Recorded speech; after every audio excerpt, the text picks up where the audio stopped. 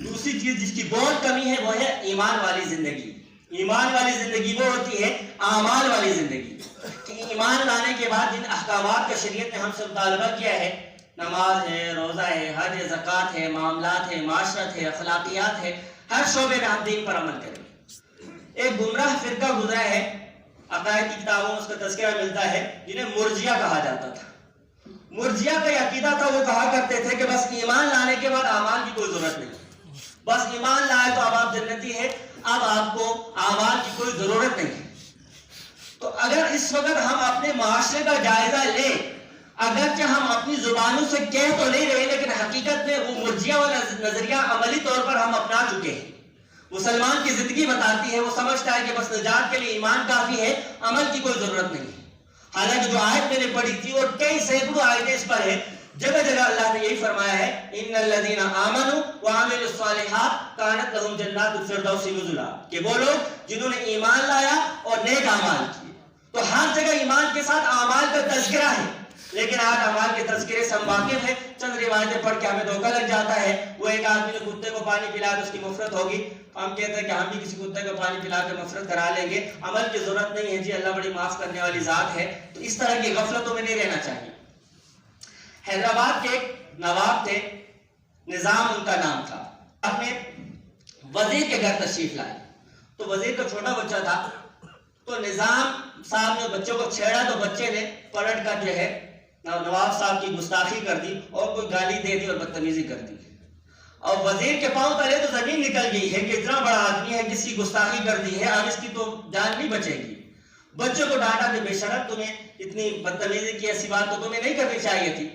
تو شیخ نظام نے کہا کہ بھائی چھوڑ دو، بچہ خوددار معلوم ہوتا ہے کہ میں نے اس کو چھوڑا تو آپ نے دفاع کیا ہے، لہذا ایسا کرنا ہے کہ کل تم اسے لے آنا، ہم اس کے لیے وظیفہ مقرر کر دیں گے. اور وظیفے کا نام کتابوں میں آتا ہے وظیفہ دشنام، گالی دینے کا وظیفہ، یعنی گالی دی اور اس پر وظیفہ بھی مقرر ہو گیا ہے.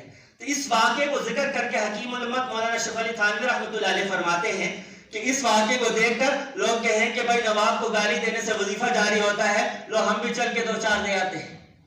تو جس طرح یہ حماقت ہوگی، ایسے ہی اللہ کی وسعت رحمت کی بنیاد پر کچھ اعمال کی وجہ سے کچھ لوگوں کو بخشا جائے گا تو انسان ان کو دیکھ کر وہ گناہوں کو جرت کرنے لگے، وہ اللہ تبارک و تعالیٰ کی نافرمانی میں جرت کرنے لگے. تو یہ ایسے ہی حماقت ہوگی، کیونکہ اللہ نے آخرت میں نجات کا ضابطہ بتا دیا ہے. اور استاد محترم شیخ الاسلام مفتی محمد تقی عثمانی صاحب فرماتے ہیں کہ اکثر لوگوں کے ساتھ جو اللہ کا معاملہ ہوگا اسی ضابطے کے مطابق ہوگا. اور ضابطہ یہ ہے کہ جس کی نیکیوں کا پلڑا باری ہوگا اور گناہ والا ہلکا ہوگا وہ جنت میں جائے گا، اور جس کے گناہ کا پلڑا باری ہو گیا وہ جہنم میں جائے گا. اور اکثر کے مطابق اسی طرح فیصلہ ہونا ہے. چند ایسے خوش قسمت ہوں گے کہ جنہیں اللہ اس ضابطے سے ہٹ کر ایسے بھی بخشیں گے. تو دنیا میں ہم کو جو عمل کرنا ہے تو وہ اس ضابطے کو سامنے رکھ کر عمل کرنا ہے. اس جیسی روایات سے دھوکے میں نہیں پڑنا چاہیے اور بدعملی کے لیے ان کو جواز نہیں بنانا چاہیے. تو اس بات کو سامنے رکھ کر انسان کو اپنی زندگی گزارنی چاہیے، ایمان اور اعمال صالحہ کے مطابق زندگی گزارے. اور اس کا انعام کیا ہے؟ فرمایا ان الذین آمنوا وعملوا الصالحات، کہ وہ لوگ جنہوں نے ایمان لایا اور نیک اعمال کیے، کانت لہم جنات الفردوس نزلا. اللہ فرماتے ہیں کہ جنت الفردوس کی مہمانی ہم نے ان کے لیے تیار کر رکھی ہے.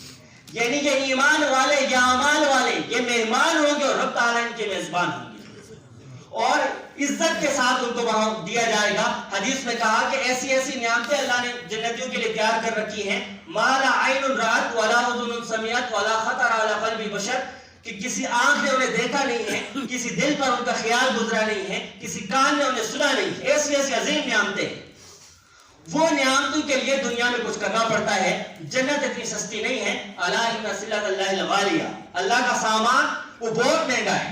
الا ان صلۃ اللہ الجنہ، اور اللہ کا وہ جو سامان ہے وہ اللہ کی جنت ہے. تو جنت اتنی سستی نہیں ہے کہ آرزوؤں اور تمناؤں اور خواہشوں سے مل جائے. اس کے لیے ایمان لا کر ایمان والی زندگی اختیار کرنی پڑے گی.